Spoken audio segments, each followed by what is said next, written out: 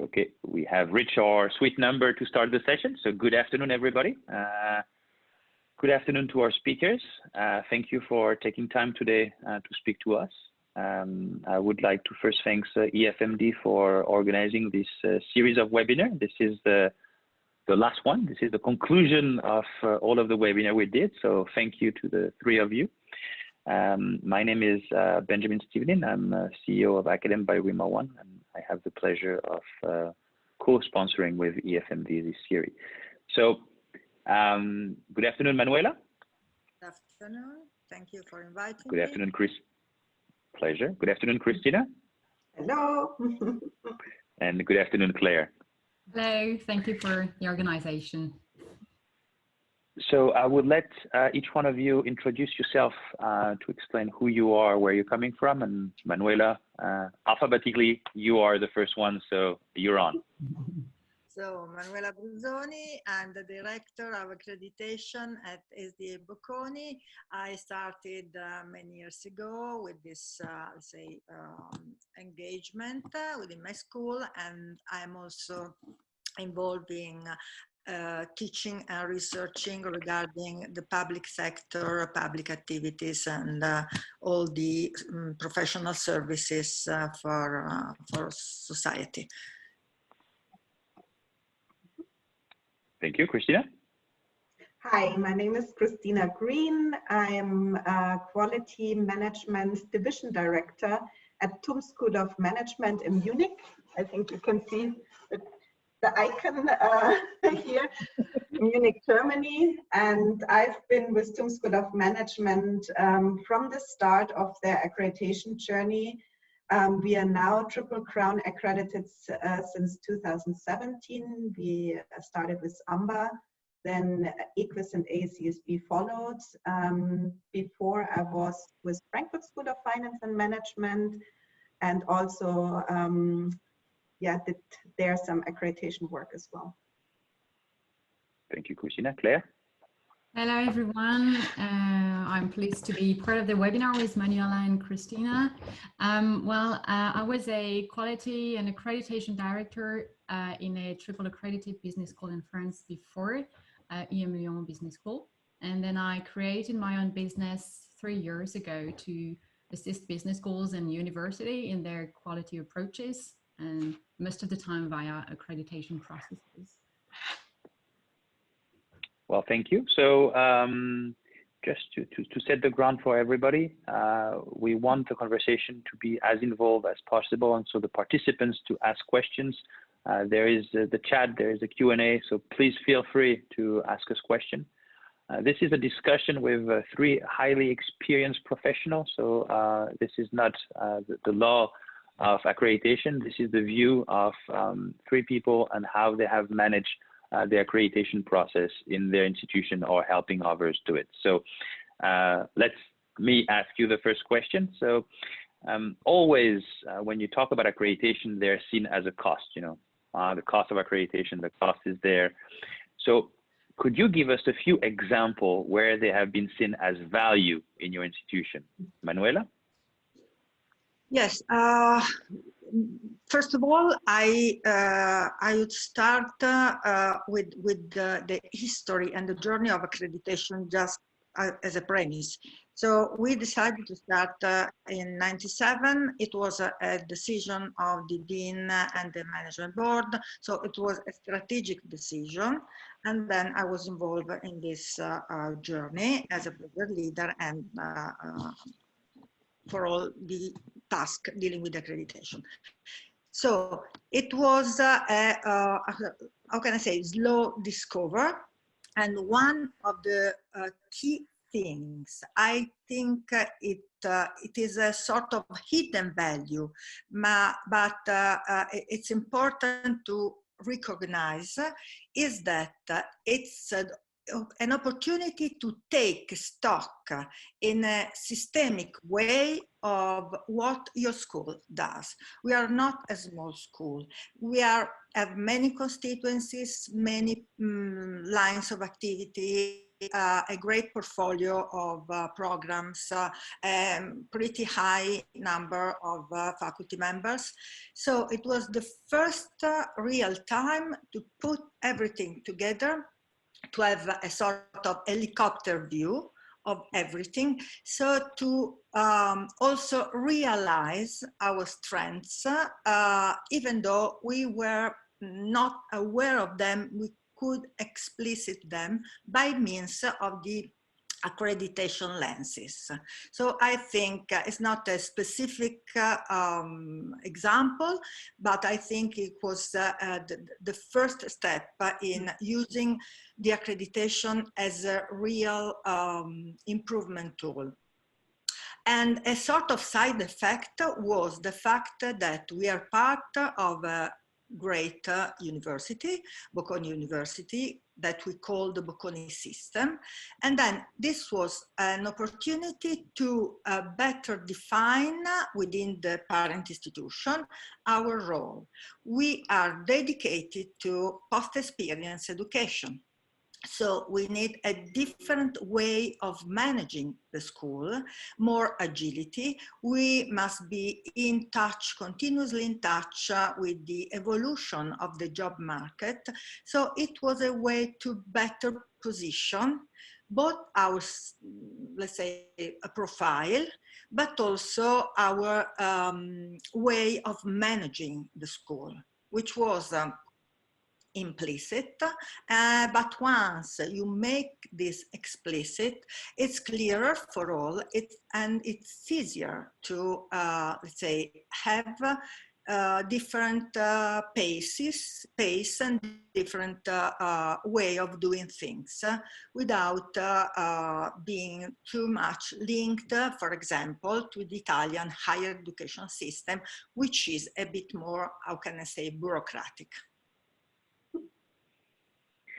Thank you, Manuela. Christina?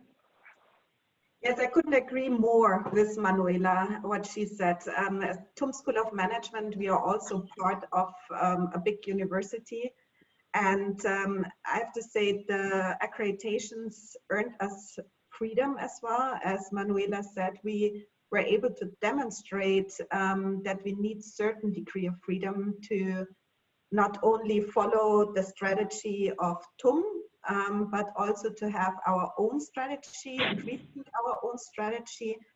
And I think that was also one of the biggest values what accreditation came with, was that we had to sit down.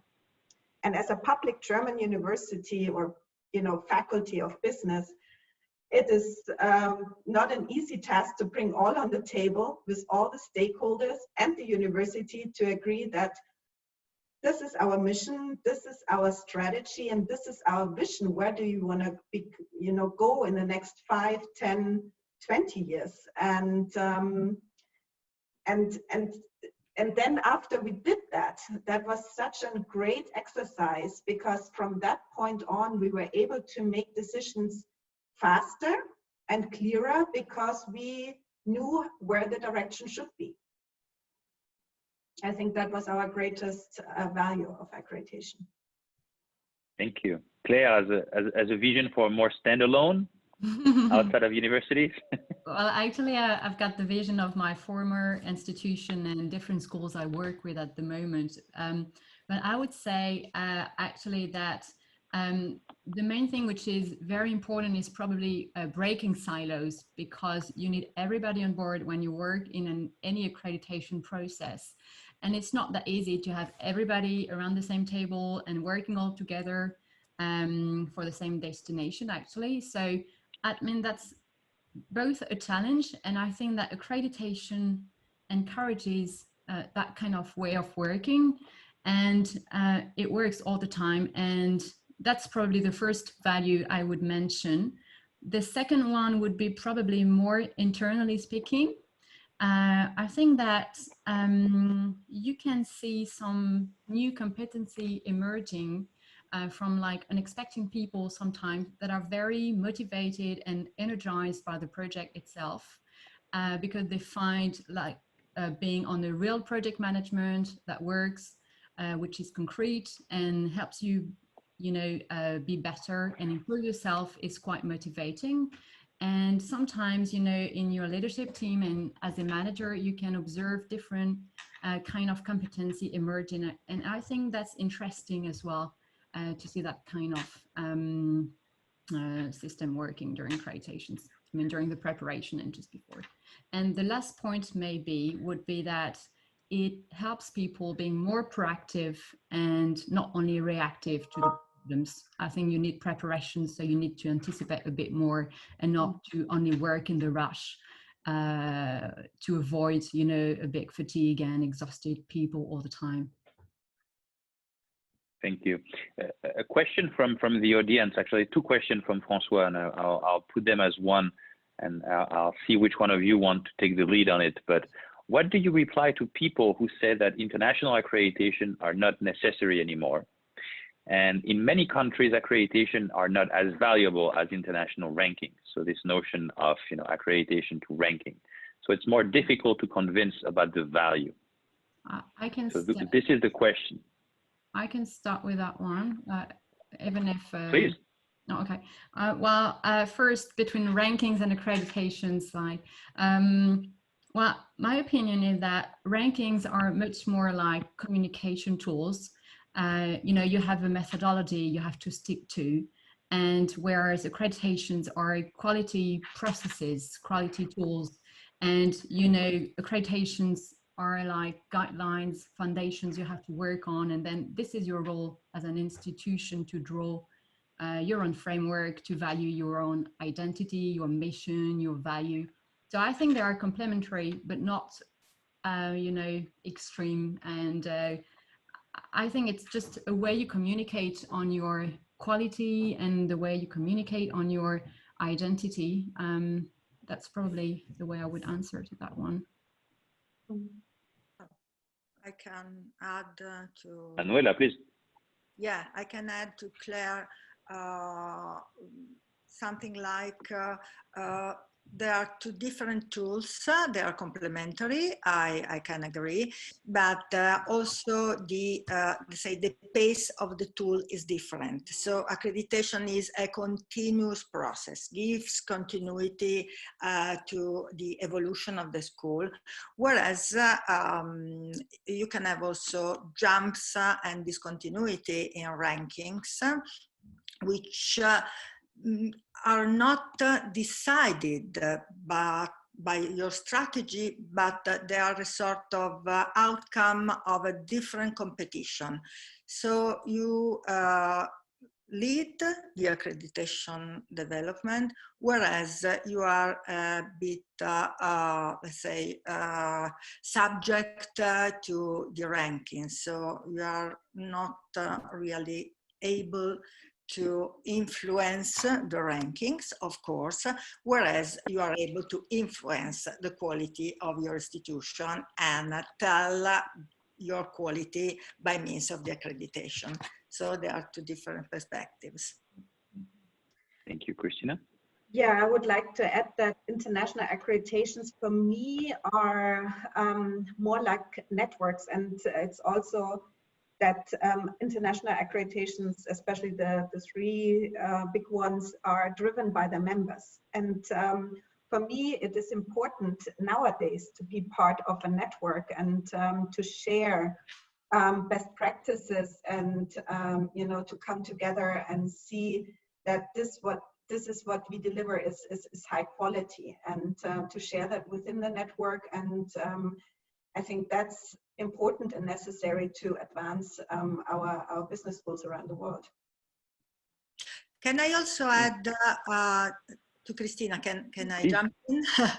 The idea that, how can I say, accreditation is a way to give the overall picture of the school, whereas rankings are a sort of point in time. So they are, in a sense, different because without the basis and continuity of accreditation, I think rankings can be not that, can I say, credible for the external stakeholders.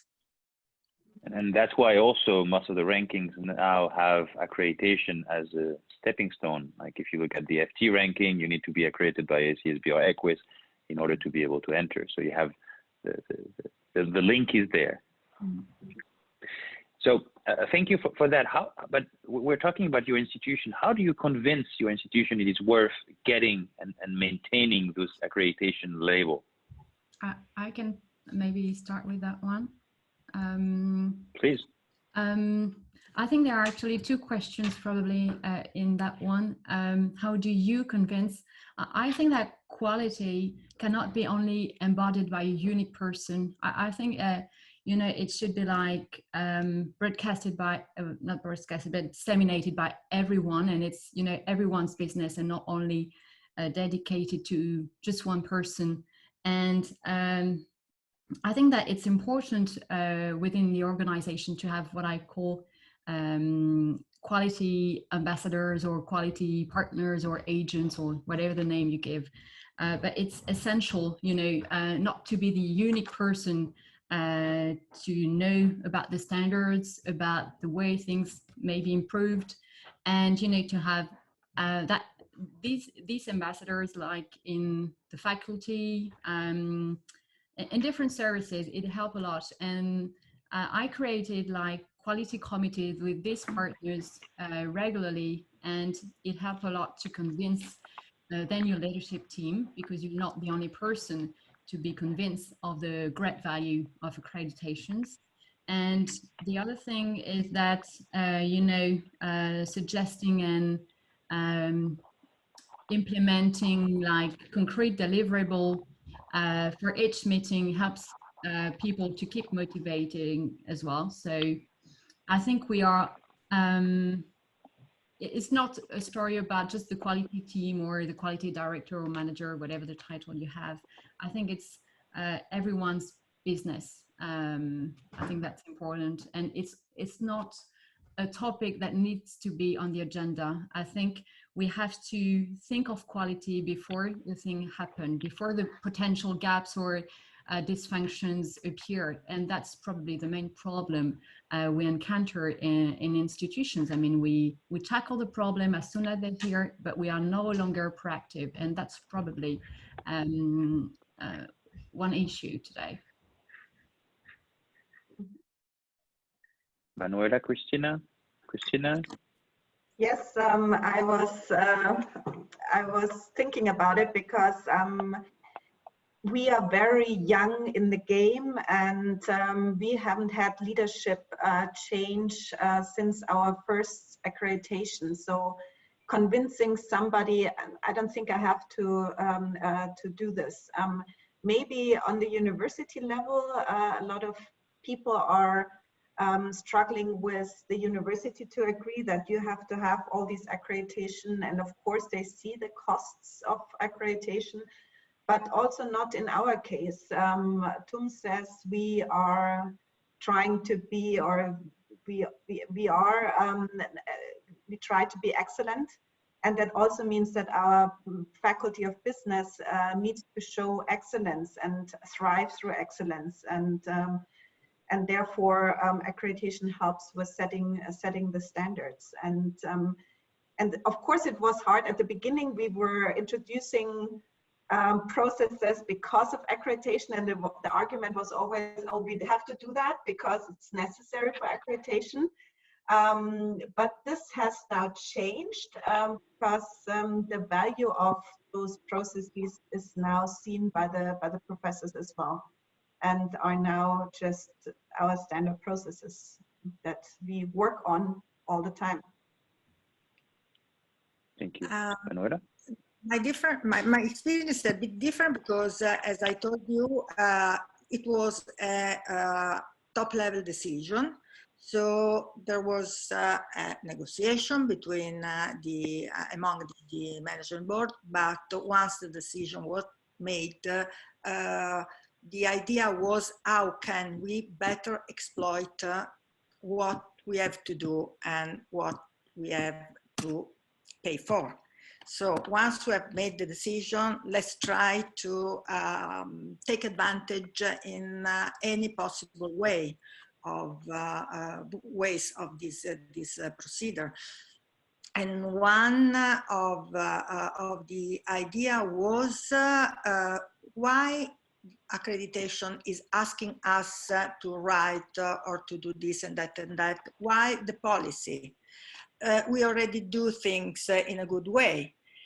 So the let's say the conversation was, but if we do not make explicit some policy, we could not improve them.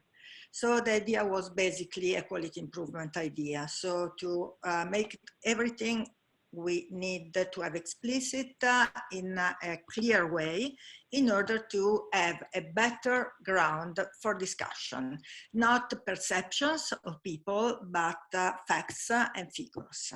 This was one of the main, let's say, outcomes of the first steps. And then another way to convince people to go on is the issue of homogeneity. Is, in some cases, the question was, is accreditation a way to pursue homogeneity or to reward, let's say, peculiarities?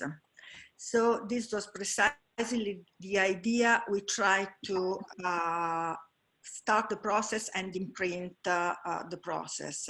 And if I can go quickly to rankings again, I think rankings pursue homogeneity, not accreditation. So there are two different. If rankings measures what you are expected to do, they push you towards a specific way, whereas accreditation gives you the opportunity to better explain your key points, your say excellence, your strengths, and in many cases during the site visits, we had the opportunity to have a conversation and to discover and to value what we did not consider a strength before, because fresh views, external views, not simply numbers, but the, let's say, the processes, the rational, the decisions beyond the numbers, offer us the possibility to discuss and to enlighten our strengths in a better way. May I add something, Benjamin? Yeah, please. Oh, sorry. You know, like because processes do not lead to immediate returns, I think it's also important and interesting to mention some very quick wins for some people, because some people need that to be convinced and motivated in the process. So very concrete ones and some operational ones may be useful, you know, like very, you know, short-term outputs and not only long-term outcomes may be quite useful as well. May I present Per favore. an example? So, for example, during one of the first visits, so look back 15 years, for example, we had, during the preparation of the site visit, we had the opportunity to discuss with our chair, and he told us, wow, what a fantastic executive education you have, because we have a pretty large portfolio of executive education. And if you go back 15 years, mainly business school were mainly focused on MBAs, master programs, whereas the executive education was a sort of say side effect of these programs. But once we were supported by an external view to say better value our accreditation, executive accreditation portfolio, we started better presenting it and reshuffling, in a sense, the presentation on the web, on the various communication outlets. And now, if you consider now, we are a bit a step forward with regard to many business schools, because we now we have the opportunity to support lifelong learning, executive education for managers, and also start reasoning regarding credentials, stackable credentials, which are rooted in a very long experience we had in the past. And we were not so aware of this if we would have not had this external. So, and it was also important for our management board to have an external, say, important comment of this kind. I don't know if this is a possible example I can put forward. Oh, thank you, Manuela. There is a question from someone that is actually on the Monday session with Thomas Cleff, and Thomas mentioned about this professional deans, and that it was easier when you had a professional dean because he knew about the process. So and I know well, Christina less, but Claire and Manuela, and Claire in your previous institution and Manuela in your institution, there was a lot of change of leadership. So how do you go from one dean to the next if they are being elected for 2 or 3 years? How do you make sure that this cycle of accreditation, which is a lifelong cycle, because when you start it, it's a never-ending story, if I may say so. How do you convince the leadership to remain in the good path? Well, Manuela, do you want to? Go ahead. Okay. Well, we have been through lots of changes, but as I mentioned previously, I think that as long as you have many people convinced by quality, it's then easier to convince the new dean that it's worth going, you know, into the maintenance process or into the initial process. And I think, I mean, the dean must be the captain of the ship, as you mentioned in different webinars, and I agree, I perfectly agree with that. And I think that the ship can still, you know, remain stable as long as people keep going this way. So I think that it should work, and this is your role. When I say you, is everyone, I mean everyone concerned and, you know, worried about quality, who should and who have a role to convince, you know, the new dean to go ahead and to support quality, generally speaking, not only accreditation. Thank you, Manuela. Yes. I again would put in different terms our experience, because due to the fact that in our situation, deans are not for their life, but there is a rotation. So the dean is asking me, what about the accreditation? So it's the awareness is that accreditation is a dean's office affair. So if we have to manage accreditation, please let me understand the history of the accreditation, and let's try to understand how we can couple the innovation I have in mind, the evolution of the strategy with accreditation, in order to better explain my innovation by means of a common framework. So the common framework is, as Christina and Claire said, the outcome of a joint vision, a collective vision of the community. So how can I convey in a better way or in the best way possible by means of this framework lenses to the community my excellence? So the idea was this one, not are we going out, step out or not? Manuela, there is a question from Prem, and I will ask you the question because it's linked to what we're saying. How do we address people who think that accreditation is no value, since they don't see an increase in student numbers for a particular program?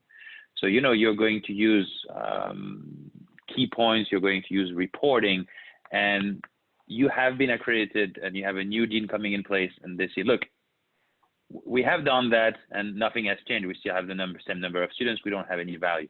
So I think it's related to what you're talking about. So I don't know which one of you want to answer that one first, but I thought it was related. But if I can jump in again, I put the question in different terms. I remember that someone spoke about negative impact. So we have to see from two different perspectives. Are we trying to increase participation, or what about we are not accredited anymore? What about the students' perception? What about the reputation? Are we maybe losing something if we are not accredited? Are maybe not taking advantage of new possibilities if we are not accredited? So I would also try to put in different terms the question, because we can have positive impacts, but also negative or not used possibilities of our school. And this is one of the possible answers. The other one is we had a survey a few years ago, regarding students' perception about accreditation. And we were surprised, because students usually, our students, all the master students, usually not only the triple crown accreditation, but the other accreditation we have with different professional bodies. The students use the accreditation as a sort of, how can I say, green light. So if you are accredited, you are within the scope of my choices. If not, let's think about it and see what I should do. So we were impressed, because majority of students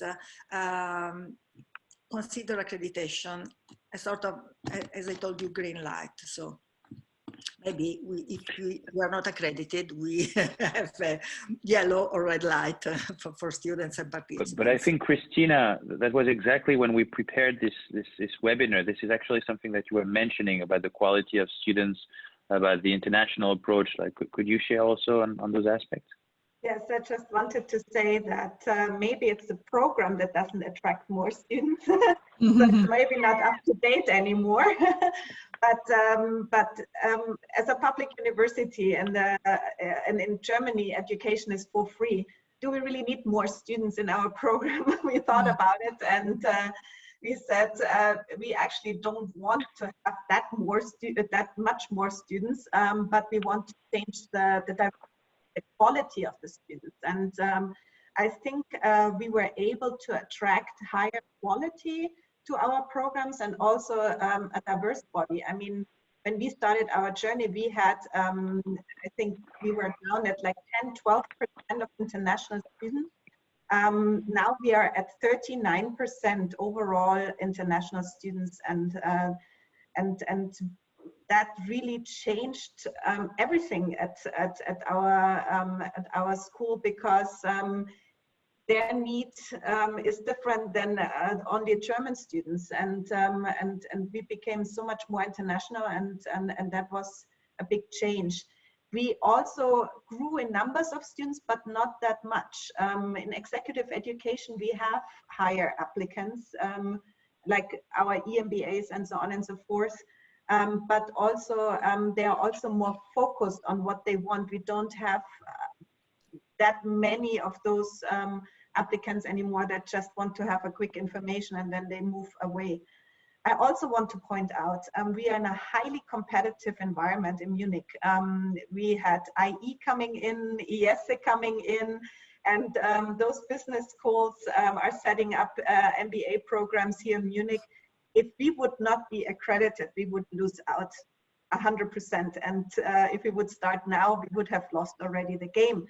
So yes, it was a very valuable thing to do for us to start accreditation 8 years ago. Christina, could you also maybe, because you mentioned that, sorry Claire, I'll promise I'll let you speak after, but you mentioned also that when you started the journey toward accreditation, you were a typical German institution, where like only German, your website in German, so nothing related to international students, and only caring about the German way. Could you maybe give some examples about what have happened since?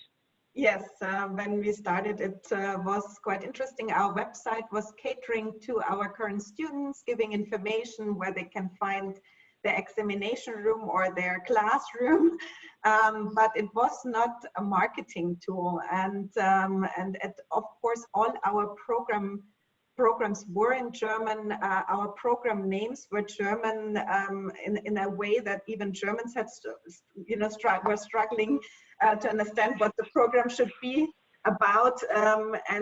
Because we were just set in our German way, in our bureaucratic, pleasing the ministry kind of way. And then when we had peers and all these talks with people from the accreditation bodies and deans from other schools, we recognized that we were not really using our potential, and we changed a lot since then. Now, we are doing, I think we are doing it the right way now, in a more international way. Thank you. Claire? Well, actually, I agree with what Manuela and Christina have just said. It's not because the program is accredited, it does not mean that you have nothing to do to improve it and to value it, especially when you are in a very tough competition, and that's the case everywhere. So it meant that probably you need to review your program and to integrate every stakeholder's voice into the improvement, probably into the improvement process. Thank you. One question coming from Simon on the question, and maybe you don't answer, but you're mentioning a lot about the network, about talking to a lot of schools, and the question from Simon, but Simon is not the person to ask that because they just got a new accreditation, but the question he has is there some type of institution where accreditation would not bring value for? Like, have you encountered schools that went through an accreditation process and have not found any value, or maybe they went for this accreditation and they thought like, well, we should have gone for that one? Like, have you ever encountered this kind of example? Yes. Yeah, can I answer? Manuela, yeah, please. In some cases, the idea is a pretty, let's say, simplifying approach to accreditation. So if you start considering that accreditation is a ticking box activity, and it costs you because you have to, say, invest time and people, then if you do not change your mind, accreditation is not helpful to you. And also you need a sort of basic level of maturity in your business school and in your organization, because accreditation is a sort of look backwards, not a prize for new projects if you are new. So you need a sort of a strong ground to start accreditation, and unless you do not have this ground, maybe it's a waste of time. So in many situations, I was asked from different institutions, and I discouraged them to start without having built a sufficient experience to be ready to take advantage of the accreditation. So for me, it's a matter of maturity and elaboration within the school, not a simply way to achieve some kind of marketing outcome. I had something, Benjamin? Yes, please. Well, actually,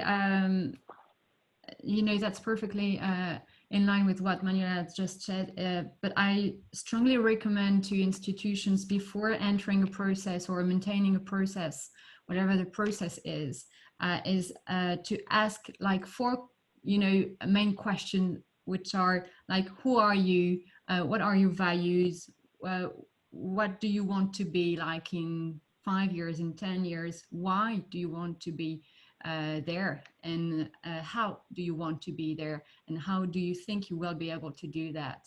And as long as it's not answered before entering the process, then it's not going to work. I mean, you have to have that maturity, as Manuela has just said. This is essential. Otherwise, you know, you will not be prepared enough. And I have worked with some schools, you know, I have observed that some of them may enter some processes and afterwards they don't do anything. So they get the accreditation and afterwards it's done. So there is no improvement at all. And, you know, like probably just a year after, nothing is better. So they will be probably like in a big rush, like in 2 years or, you know, in 4 years. And it's going to be terrible because, you know, it means to me that it implies that they do not have understand what it's for. So it's quite problematic. Yeah, I would like to add, especially from a German perspective, and as you might know, German schools are not really rushing to get international accreditations, but it's partly because here education is for free, and also we are a lot of us are state funded, and we are not tuition driven, and we don't need the accreditation necessarily as a marketing tool. And as Claire and Manuela said, it depends what you want.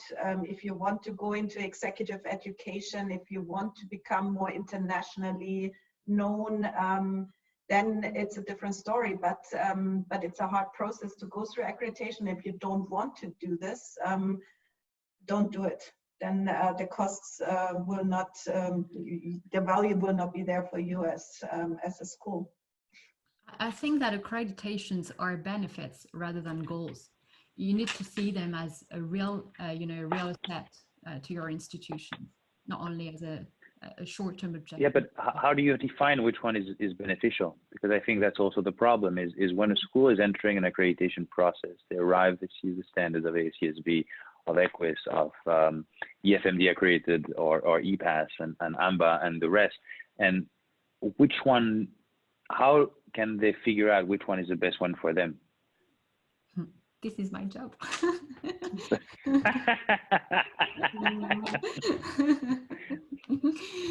But actually, this is the first question they has to prepare, you know, where do they want to be? What do they want?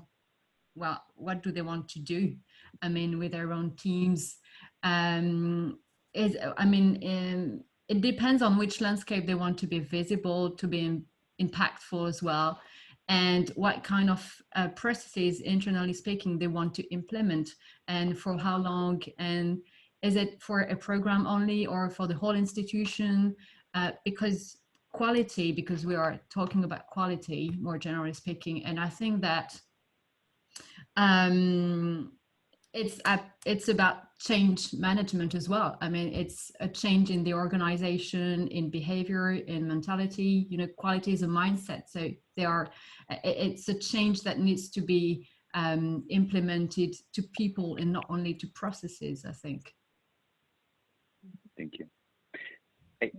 A question that was related to what we were talking just a few minutes ago from Lisa, and since Lisa is in Sydney, I'll shoot her question because it's late for her. So I wanted to thank her for being with us.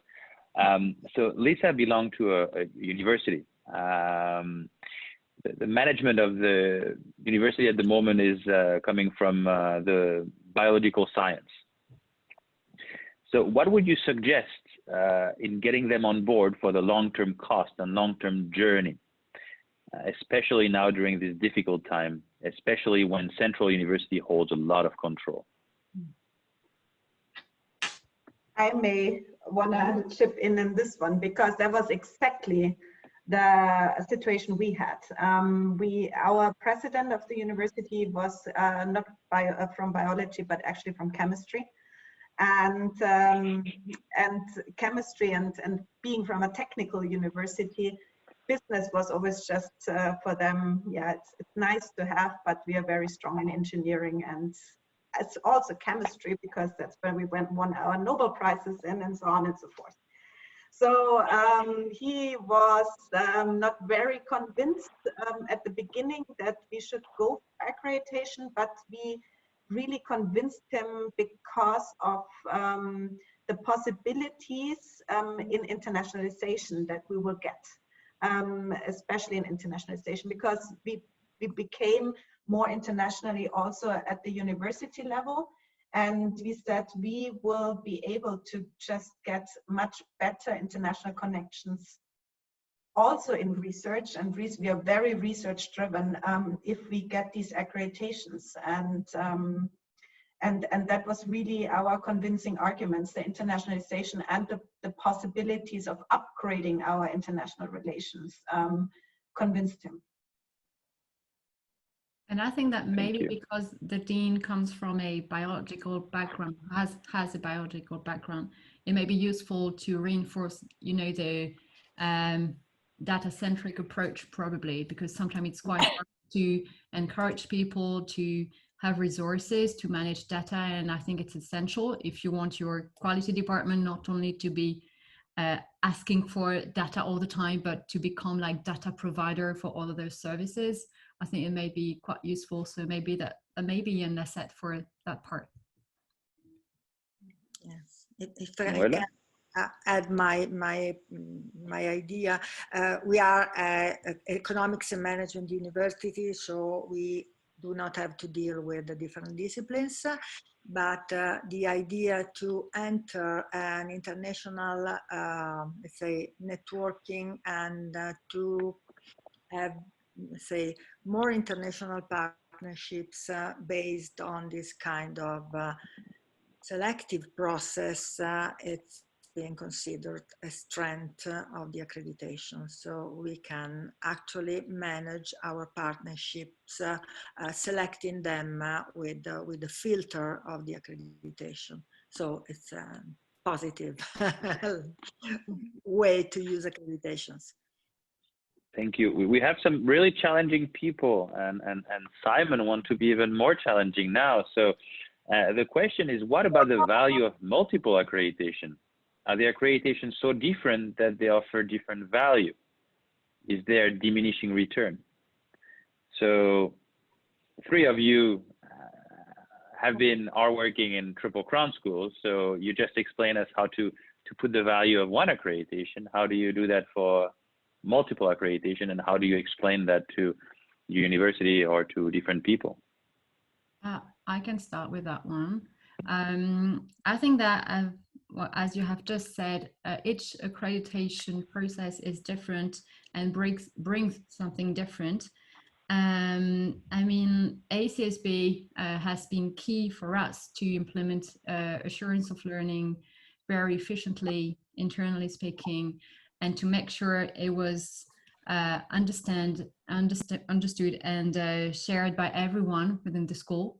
I think that EQUIS was essential for my former institution, for EM to value more, you know, corporate connections and the way we could engage them into different processes as well, and into different activities, and to integrate their voices to, you know, like program designs as well, and to reinforce the CSR approach and different activities, and to find probably more connections, because, you know, sometimes we had like many CSR activities everywhere, and we needed them to be more formalized and to have like a bigger strategy on this. So it was quite useful on that part. And on that, it was very focused on one specific program, which was the MBA. And well, it's quite famous for the MBA. Now it is for different programs as well, but you know, most of the MBA students already know the accreditation for that program because they look at the rankings, etc. So it's quite easy to point out the value of that accreditation as well. So I think they all bring different frameworks. So they're very complementary and different in their approach. I mean, ACSB is very quantitative, so it helps to, you know, make sure you're always aligned with your data, which is a big issue when you are in a quality department, because you need to deal with the multiplicity of data everywhere in your different IT systems. You need to make sure you are aligned in your internal and external communication. So I think it's worth, you know, make sure your data is fine, and then to work on that. So yeah, I think the approaches are different. So therefore the values are also different in that sense. If I can follow Please, you, Manuela. data, let's say considerations, and I would like to lower to a different perspective the value of managing multiple accreditations. Is that each one, as Claire said, offers a different view, a different perspective, a different focus. But what is important is that we started building a database with different components, with different data, with a very, very granular way of collecting any kind of information, quantitative and qualitative information, in order to put together all the possible numbers, issues, figures, facts of the school. So that if you consider a subset of data, you can respond to EQUIS. If you have another subset, you can respond to ACSB, for example, or to AMBA. But all in all, you have this homogeneous set of data that you can also use for other possible internal needs or external ones. So this is a value of a hidden value of the accreditation to help us to build a comprehensive data set. And unfortunately, I would say for the accreditation team, now we are seen as a repository of information for the school. So if someone needs a document or has a question, or why don't you ask the accreditation team? Why don't you knock at the door of the accreditation team? And usually we have the answer.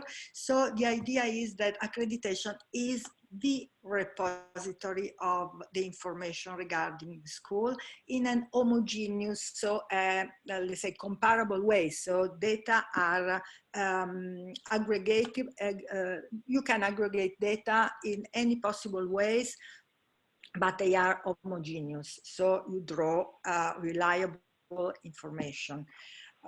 This is a sort of value added, but this is also a burden for the accreditation team.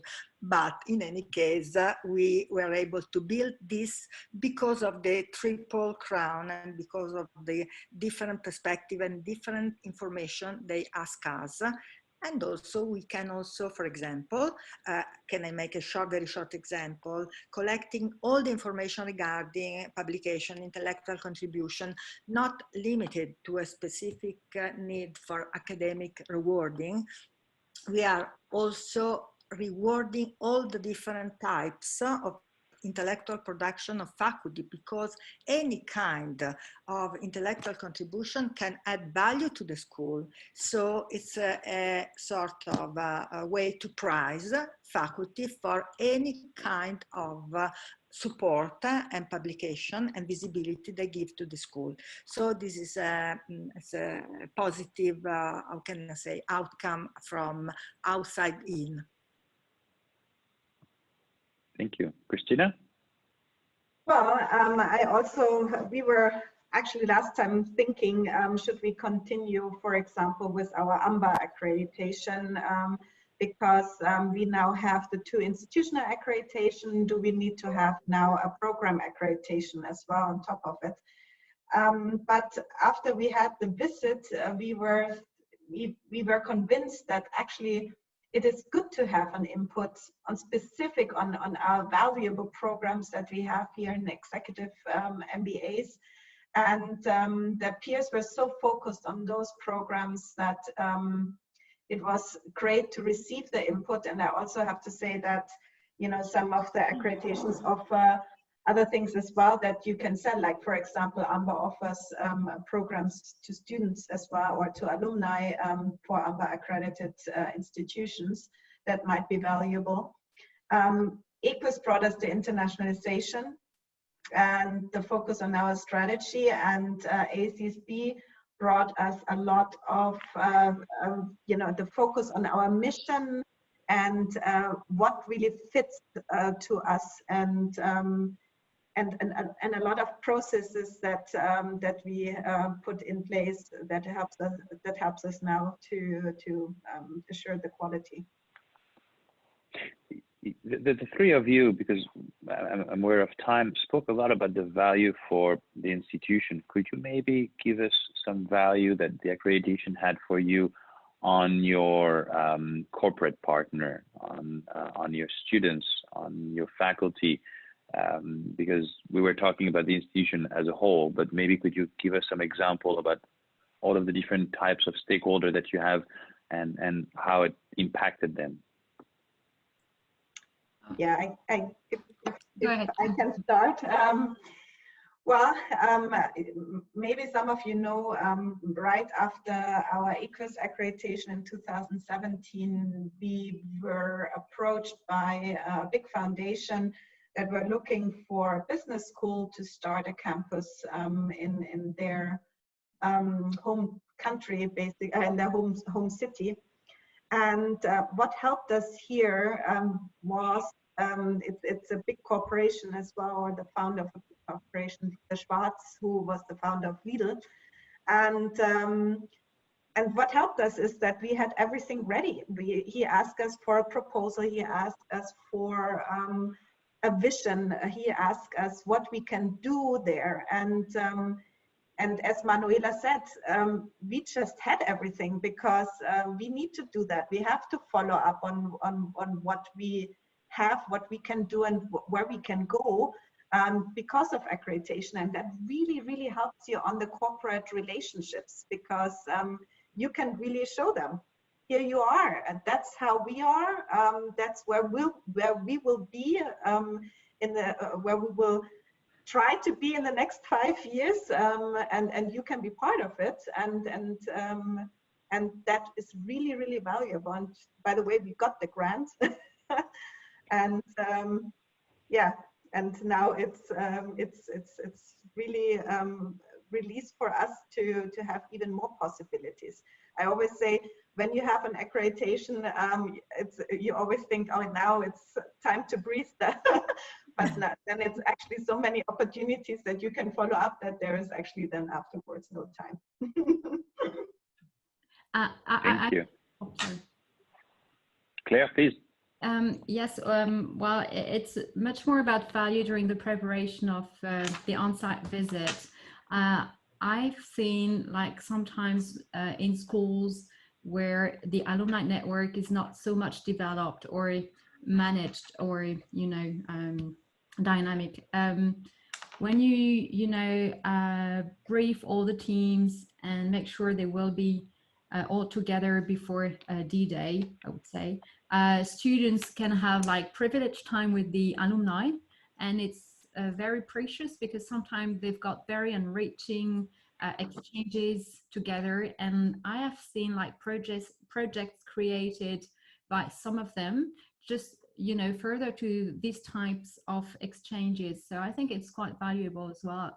And it's quite off, you know, it was just during the preparation, but it often happens actually, which I find quite great. You know, it showed that, you know, the school needs more connection between definitely different stakeholders and their students and their alumni. So this is a, you know, like a gap that should be, you know, raised. But I think that it's interesting for students, that kind of opportunities to meet their, you know, other graduates and to exchange on their experiences and best practices. If I can add a perspective regarding the relationships with our corporate partners, accreditation was, since the very beginning, a way to show them our, let's say, international level perspective.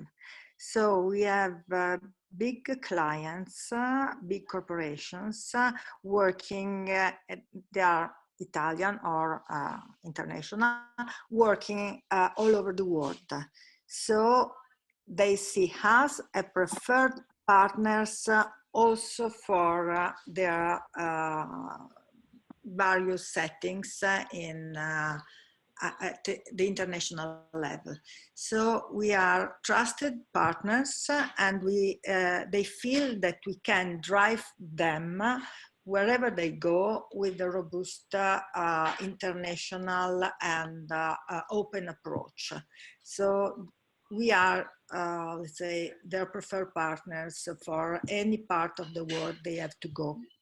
And maybe letting us choice, the choice of the local business school, because we are considered say trustable, just also by means of the accreditation, because accreditation is an international recognition. So this makes the difference also with big corporation and big clients.